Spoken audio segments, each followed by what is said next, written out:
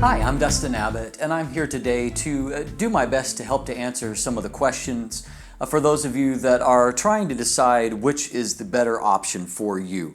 The existing Tamron 15-30mm f2.8 VC lens that has both the wide f2.8 aperture along with an image stabilizer, or if you want the new Canon 16-35 f2.8L Mark III lens. And so I'm just going to compare the strengths and weaknesses, and of course there's a third alternative that you may want to consider, and that's if you don't need the f2.8 aperture, I strongly recommend Canon's own 15-35mm f4L IS that has an image stabilizer, is exceptionally sharp, even wide open, and comes in at a much lower price point than the new Canon f2.8 variant. But if you really need f2.8, let's say that you are a wedding photographer or you're an event shooter and you're going to shoot in low light conditions, you need to stop action, or perhaps you're an astrophotographer shooter and you need that f2.8 aperture for sucking in some extra light for shooting the night sky. Which one of these lenses is worth your hard-earned cash? Of course, there is a significant price difference, and let's get that out of the way. The new Canon comes in at a pretty high premium of $2,199 compared to the Tamron that comes in at about $1,199. And so, basically a $1,000 difference between the two. So let's talk about the pros for the new Canon 16-35 f2.8L Mark III. Overall, I will say that comparing them side by side, I think that the new Canon is probably the better lens. It's a bit more polished, better executed in some ways, and so there certainly are some pros to recommend it. One of those being the fact that you get a first-party autofocus system. And while the Tamron focuses just fine formally, and to be fair, there's less demands on wide-angle lenses than there is on telephotos, the depth of field is much deeper with these kinds of lenses. And so a lot of times, unless you're shooting something that's very close to you, a lot tends to be in focus anyway. And so it's a little bit easier to nail focus. But overall, I found that autofocus was just a hair more accurate with the Canon lens. Autofocus speed, about the same. Autofocus sound, pretty much the same. But I would say I would give the accuracy edge to the Canon. And of course, you don't have to worry about compatibility issues in the future or having to deal with firmware updates when you change cameras. And so that's an advantage for that. The new Canon is extremely sharp, and throughout a lot of the focal range, it is the sharper lens, and across a lot of the actual frame of your shot, it is noticeably sharper and has a stronger contrast, higher resolution.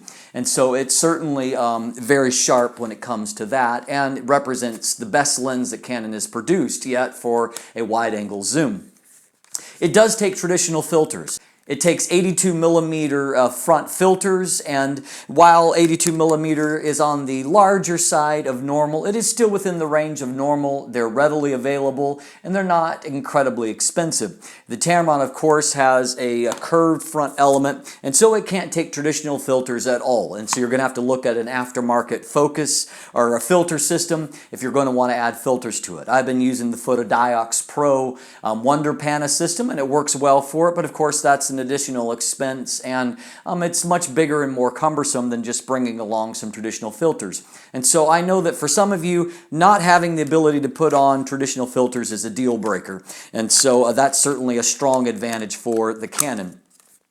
It is, of the two lenses, the Canon is lighter, and while it put on about 20% weight over the previous generation of the lens, it weighs at 790 grams, or right under 28 ounces, and so it's not a light lens per se, but it's certainly lighter than the 1100 grams of the Tamron, which is noticeably heavier in your hand.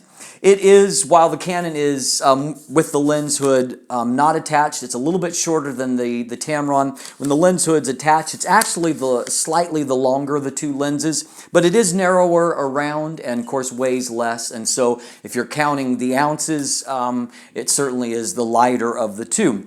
One advantage of having a both excellent coatings and having that front or flat front element is that it's much more flare resistant than what the Tamron is. And while the Tamron is not bad, there are certain angles where some stray light is going to catch that curved front element and can throw some extra light into the frame. So one more advantage for the Canon there.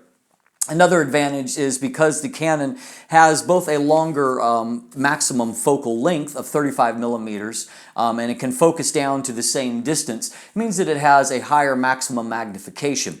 And so instead of the 0.20 times or 1:5 magnification ratio of the Tamron, the new Canon has a 0.25 times magnification or a 1:4 times maximum magnification. And so another advantage for it there.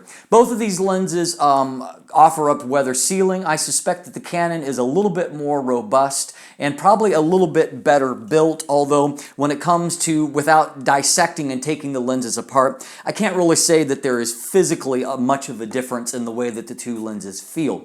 Both of them do claim weather resistance, but the Canon makes the claim that with a filter in place, it is supremely moisture and dust resistant. And so as far as the language goes, we'll give them an edge when it comes to that.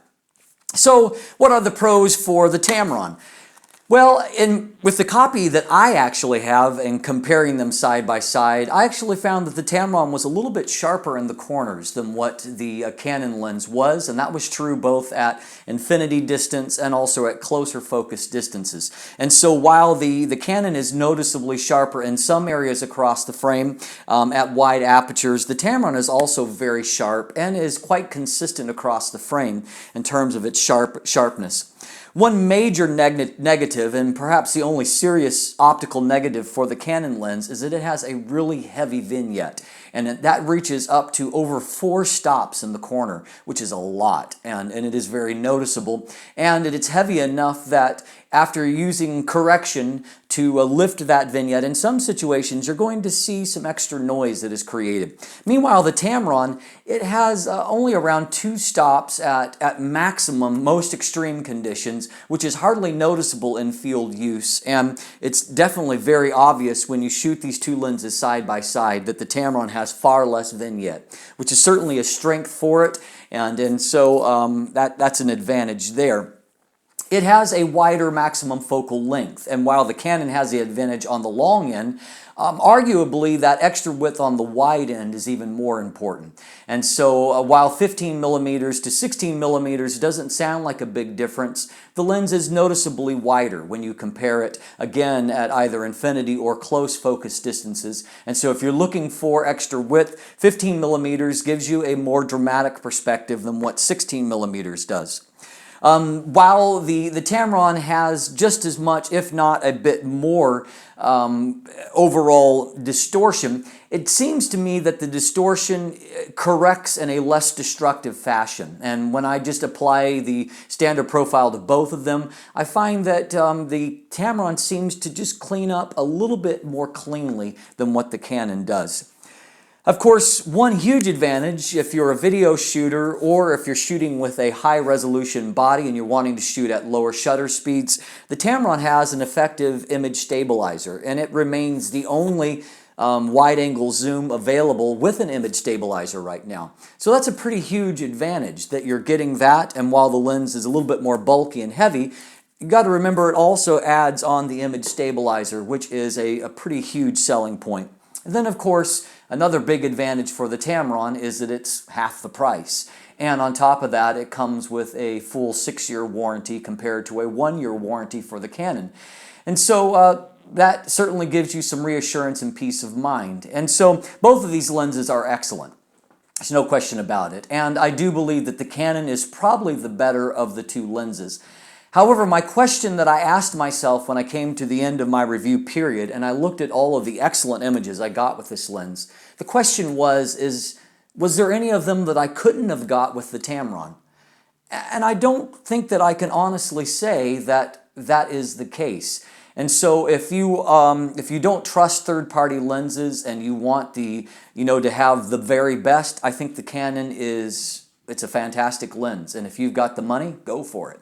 But if you are a more budget-conscious shooter and you don't mind the limitations that the Tamron has, it is an optically excellent lens that produces stunningly good images at a much lower price point and adds on the perk of both a wider focal length and that great image stabilizer as well. So hopefully that'll help you in making your buying decision. I'll throw links to both lenses down below. I'll also throw links to my written review of both of these lenses. And of course, you can look at the playlist here on YouTube of my video reviews of those lenses as well. If you haven't already, please click that subscribe button. Thanks for watching. Have a great day.